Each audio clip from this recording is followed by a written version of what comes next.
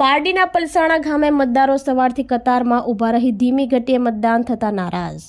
મોટી સંખ્યા ધરાવતા ફળિયાઓ એક સાથે વોર્ડ નંબર 65માં આવતા 2 કલાક સુધી મતદારોને ઊભા રહેવું પડે છે હોવાનું જણાવતા મતદાતા કેતન પટેલ। પારડીના પલસાણા ગામે વલસાડ ડાંગ બેઠકની આજરોજ સવારથી ચૂંટણી પ્રક્રિયા હાથ ધરવામાં આવી હતી। પલસાણા ગામે વહેલી સવારથી મતદારો વોટિંગ કરવા આવી પહોંચ્યા હતા અને લાંબી કતારમાં ઊભા રહી મતદાન કર્યું હતું। આ અંગે સરપંચ રાધિકાબેન પટેલ અને મતદાતા કેતન પટેલે જણાવ્યું હતું કે પલસાણાના વોર્ડ નંબર 65માં મતદાન કરવા માટે 2 કલાક જેટલો સમય લાઇનમાં ઊભા રહેવું પડે છે, કારણ કે મોટી સંખ્યા ધરાવતા ફળિયાઓ એક સાથે વોર્ડ નંબર 65માં આવી જતા મતદાતાઓને કતારમાં ઊભા રહેવું પડે છે।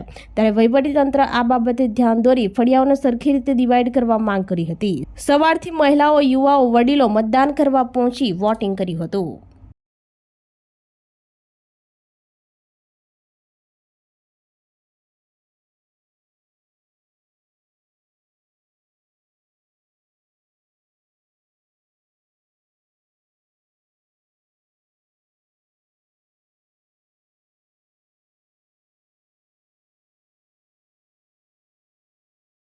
અમારા ગામમાં સારી રીતે મતદાન થઈ રહ્યું છે। બધા જ લોકો મતદાન કરવા માટે આવી રહ્યા છે।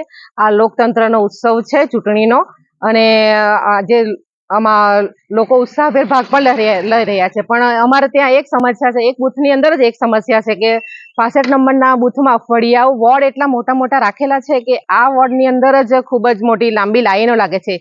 એ બાબતે અમે ઘણીવાર રજૂઆતો કરી છે, ઉપલી કચેરીએ મામલતદારશ્રીને રજૂઆતો કરી છે, પરંતુ એમનું કહેવાનું એમ છે કે 1200 એક બૂથની અંદર 1200 ઉપર વોટિંગ જાય છે તો જ એ લોકો છૂટું પાડી આપતા છે।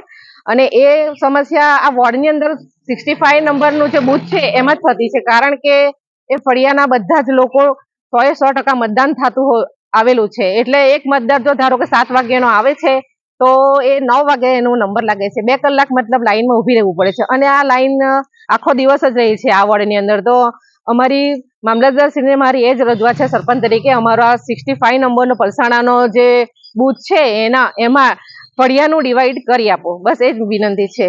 આજે મતદાન થઈ રહ્યું છે। આ મતદાનમાં એટલા વોર્ડો છે, પણ એ જે વોર્ડમાં જે રીતે ડિવાઈડ કરવું જોઈએ એ રીતે ડિવાઈડ કરવામાં આવ્યું નથી, બરાબર છે।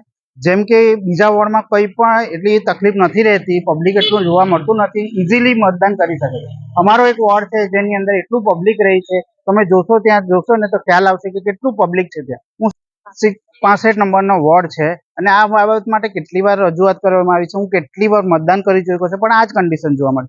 સમસ્યા એ જ છે કે આ વોર્ડમાં જે પબ્લિક થાય છે, અમારા વોર્ડમાં આટલું પબ્લિક રહી છે, એનું થોડું તમે નિરાકરણ કરી આપો અને સોલ્યુશન લાવો કે કઈ રીતે એનું ડિવાઈડ થાય। કે આટલું પબ્લિક હોય તો હું પણ 2 વર્ષથી 3 વર્ષથી આવું છું, પણ હું પહેલાં વિચારું છું ઘરથી નીકળવા પહેલાં કે આજે મારી હાલત કેવી થશે, હું કેટલા વાગે ત્યાંથી ફ્રી થઈશ, બરાબર છે। કેમ કે હું 7 વાગ્યાનો આવ્યો છું આજે, અને 8:30 વાગે અત્યારે મારું મતદાન થયું છે, બરાબર છે। આટલો લાંબો ટાઈમ તો ના હોવો જોઈએ। અહીંયા તો એક જ સ્કૂલમાં થાય છે, પણ અહીંયા સ્કૂલોમાં ડિવાઇડેશન એટલું જે રીતે પરફેક્શન હોવું જોઈએ એ ડિવાઇડેડ નથી, બરાબર છે। એક વોર્ડમાં એટલી ભીડો રહી છે એટલી બધી, અને બીજા વોર્ડમાં ઇઝીલી તમે નીકળી જાઓ છો, 2-5 મિનિટમાં વોટિંગ કરી નીકળી જાઓ છો।